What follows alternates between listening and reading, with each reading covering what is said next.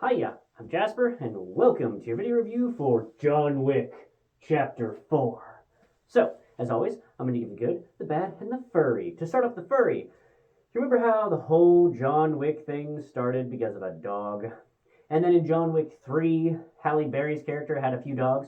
Well, I gotta tell you, there is a dog in this that very much reminds me of Halle Berry's character's dogs. But Halle Berry is not in this.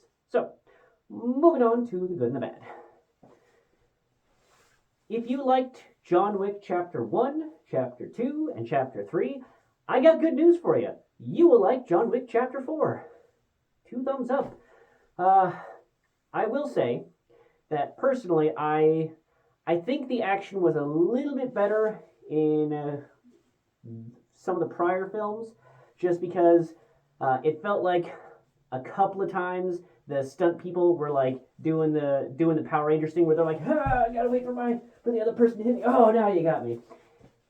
Obviously, not nearly as bad or just low budget as Power Rangers, but it did still feel like there was a couple times, more than a couple. There was a few times, enough where I kind of started to notice it, where it felt like there was some timing things where the people had to wait and flop around a little bit longer and then start to get up just in time to get hit. So there was, I think, a little bit more than that than what we've seen in the first ones.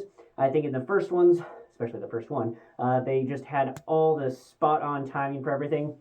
This one, not quite there compared to those. But that's the thing. It's sort of like a Hattori Hanzo sword. Like, John Wick chapters 1 through 3 were amazing. John Wick chapter 4 is amazing, but, you can't compare it to other action films because there's just none that are even on the same level as John Wick films, because they did absolutely amazing long takes. I would say that they definitely had longer and longest takes in the other films, but they definitely had, it was not at all of the like quick cuts, like 15 cuts for a 5-second punch or whatever. Like they had, I think, a better number of decently long shots. So not super extended, but enough where like several moves were happening and like the camera still had enough motion to give you that action feel, but none of that none of that Bourne Supremacy stuff, more of that Bourne Identity style.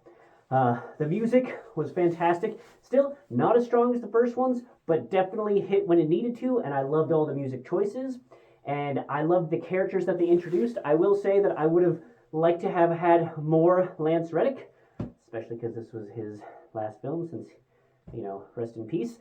But I think that they did his character justice, and I think that they did the other characters that we've seen, that are still alive, justice.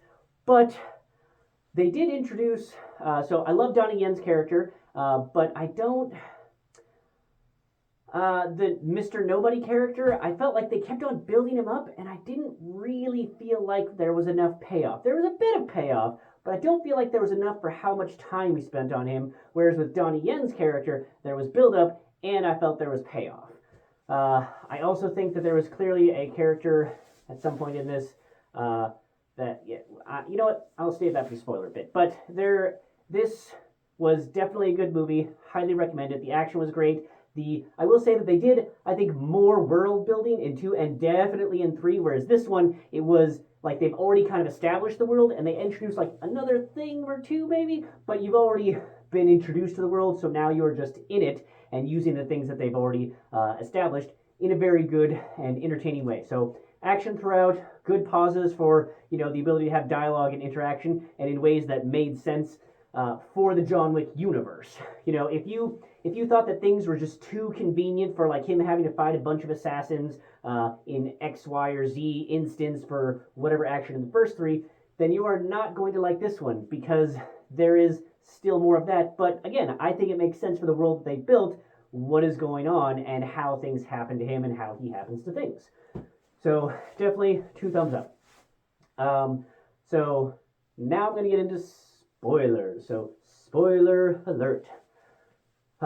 With this one, so with Donnie Yen's character, I thought that the payoff was decent, but the Mr. Nobody, like they kept building him up as if he's gonna do some awesome thing, and like the most awesome thing he did was 3/4 way through reveal that his backpack had a like a bulletproof vest in it, but like he still wore the backpack and it still looked backpacky, and I felt like, why are you wearing the backpack?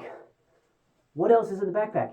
Never find out. And then he's like, oh, we're in this together now. And then JK, he actually is going to hunt him now after establishing, and then he keeps on going back and forth with like the guy from the high table calling him and be like, now I want more money, and like, you promised, but like, he promised you the 20 million, or however much, 23, 22, whatever million you agreed on the first time, for just finding him, and then he changed his mind and was like, nah, now you gotta kill him. And it's like, what's to stop him from changing his mind again once you kill him, to just be like, not gonna pay you. So, I don't know. It just, that was a little meh.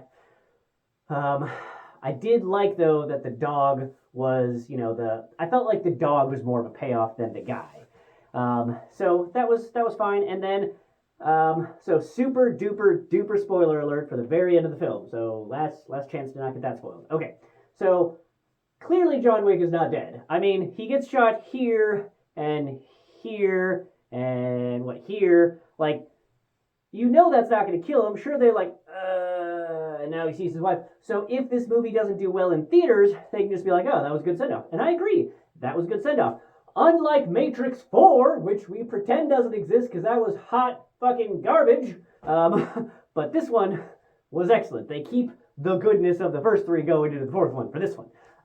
But with this, they have the gravestone, but you never actually see him in like a coffin or getting lowered, so they definitely leave it open for him to just be like, yeah, we went and saw a doctor and pulled it out and patched me up, but like, now John Wick is dead, so I can leave that legacy and live my life with a new dog that I have. So, yeah. But, yeah, I can go either way. Like, I love the John Wick films, but, like I said, this one, you can tell that there's a bit of, compromises, I will say, with some of the fight scenes, but definitely the environments that they were fighting in definitely added to it. The lighting was great. The pacing I thought was excellent. And I almost feel like the duel thing, pew pew pew pew, and then like John Wick not actually firing and collapsing, and then the guy being like, I got this, I'm gonna take over and do the coup de grace. I almost felt like it was too convenient of a way to both kill him and save the Donnie Yen character. I almost felt like it was too convenient, but for the world that they've established, I still think it works, and I still think it makes sense for what they would do and how they would operate, and how that guy would just go out like a little bitch. But and then the other thing that I was kind of like on is the guy from the high table. Like, I didn't rewatch Chapter 3 right before this, so I don't know. It sounds like that Middle Eastern guy from the Middle East was supposed to be a different guy, saying like, oh, the ones that came before me. So I thought he was the same guy, but the words made him sound like maybe he wasn't the same guy. But regardless, like, they killed him. Like, they made this big thing about him in the first one, and then, not the first one, the third one, and then in this one, he was just like, and take out your 3 guards, and then pew, kill you, and oh, that doesn't mean anything, because if you keep on killing high table people, they get more high table people. And it just, I felt like it lowered the spectacle and the, like, intimidation factor of the high table when you start being like, oh, well, they're easily replaceable. Like, I felt like they weren't supposed to be easily replaceable. The other thing is, why I could definitely see them doing chapters 5 through 500 is because, so, sure, he's released and whatnot, but there's still at least 10, and then, they get replaced, so 10 to 12 more high table people to be taken out. So they could still do that in future films. But who knows? We'll see. I still enjoyed it, still love the action. Again, absolutely awesome action, and I love the long takes and the characters and the mini bosses and everything else that they build up. I love the stairwell fights, and yeah, it was just awesome. And I loved, again, spoiler alert for if you haven't already been spoiled enough by literally the end of the film, I love how you did that donut around all those cars, and I love the camera work here, and probably CGI, but I couldn't tell, and I love that the camera work, how it kept on zooming in, being like, yeah, this is literally Keanu Reeves doing this donut around these dudes while firing this gun, and maybe it was remotely piloted, who knows, but the point is that it looked badass, it looked awesome, and it didn't look like a stunt double or CGI, and I like that. That's what I like about these movies, is that I could definitely see him have done everything, except for, like, I definitely know that they did not throw Keanu Reeves down that giant set of stairs twice. But it didn't look like that. so it didn't look like a stunt double. And that's the important part, even though, you know, covering the face how they do. But they did it in a good way. All right. That's all I have for this one. Thanks for coming. Thanks for watching. Hope to see you at the next one. Bye.